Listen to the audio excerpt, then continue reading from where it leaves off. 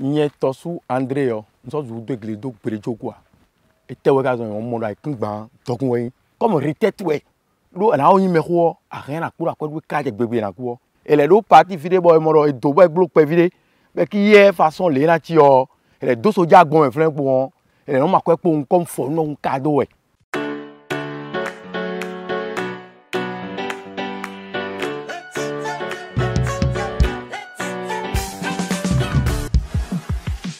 Ndewato, le mini da kangoa.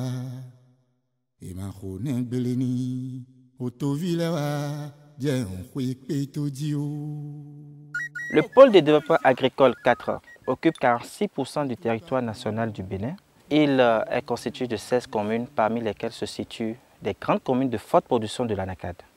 Sur le plan national, nous avons 198 000 tonnes de cajou et le pôle de développement agricole 4 produit en lui seul 154 440 tonnes, soit 78% de la production nationale. Donc de ce fait, on peut dire que le pôle 4, l'anacarde constitue une importance au sein du pôle 4.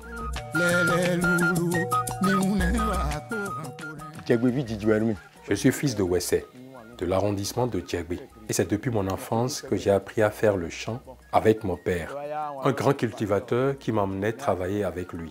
Il me refusait d'aller à l'école. Quand je m'entêtais pour y aller, on envoyait l'un de mes aînés me chercher à coups de chicotte. Je n'ai pas eu le choix que de continuer le champ. À un moment donné, j'ai fait la culture du haricot sur une portion du champ de mon père que j'ai vendu et confié le revenu à ma maman. Elle est une commerçante qui voyage. Je lui ai confié mon argent. Au retour d'un voyage, elle me ramena des habits en souvenir de ma production. Cela m'a davantage motivé à faire des travaux champêtres. J'ai continué à suivre mon père pour aller au champ. Un jour, je lui ai dit mon désir d'aller en apprentissage. Et il m'a proposé la menuiserie, qui n'était pas mon choix, et j'ai refusé.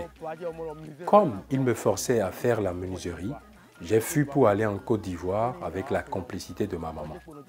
Après un an de séjour à l'étranger, mes parents m'avaient déjà emmené une épouse à la maison. Et ils ont envoyé quelqu'un qui est venu me ramener de la Côte d'Ivoire. Lors de mon séjour en Côte d'Ivoire, j'ai découvert qu'ils font la culture du cacao. Et avec mon employeur, j'ai appris à faire cette culture que j'ai bien maîtrisée à travers la pratique. Chez moi, j'ai repris la culture et je faisais de l'arachide sur 5, 6, 7, voire 8 hectares environ.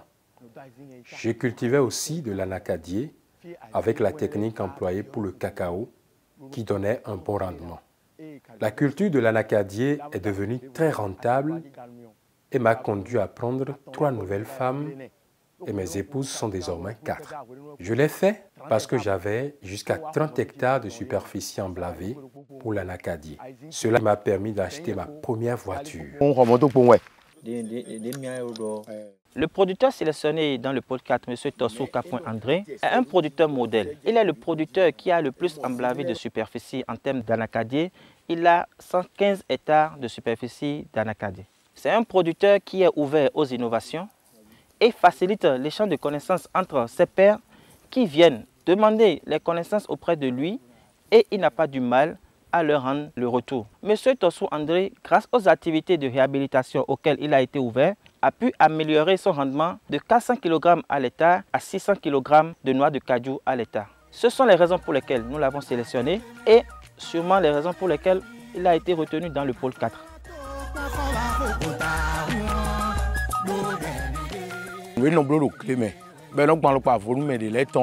Il y a plusieurs choses qui me caractérisent dans la culture de l'anacardier.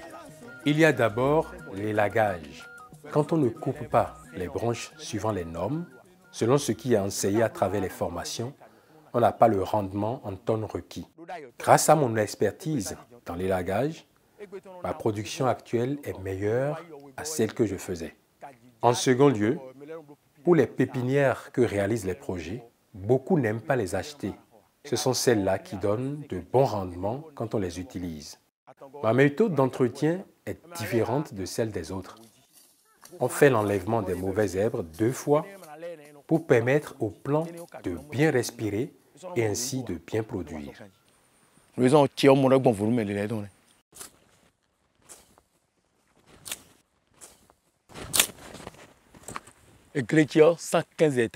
Actuellement, mon champ fait 115 hectares. Mes employés permanents, y compris mes femmes et mes enfants, sont au total 12.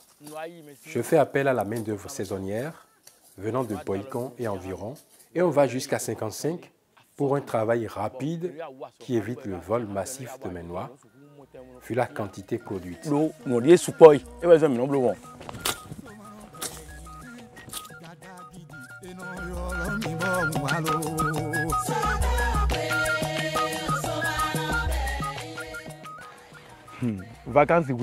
Pendant les vacances, mes enfants m'aident dans les travaux champêtres.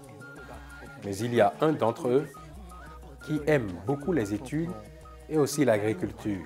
Et dans mon plan, vu son amour pour les deux, je ferai tout pour le soutenir pour qu'il fasse de grandes études pour devenir un expert en agronomie. Ainsi, plus tard, ses frères pourront jouir de ses connaissances pour mieux maîtriser l'agriculture et savoir mieux produire. Tous sauront qu'un fils de Tossou André est expert en agronomie.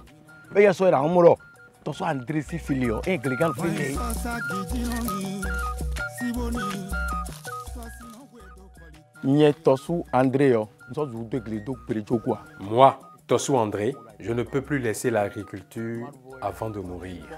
Car la terre, c'est une richesse éternelle. Regardez, cette petite superficie, ce que ça donne, je suis le seul à le savoir. Toute ma famille est à l'aise. Quand je vois les intellectuels salariés autour de moi, ça ne me dit absolument rien. Je suis fier de moi et me fait plaisir. Surtout, quand on cultive du soja entre les anacardiers, on gagne comme de l'argent gratuit. Mon appel, c'est d'inviter mes jeunes frères à s'intéresser à l'agriculture.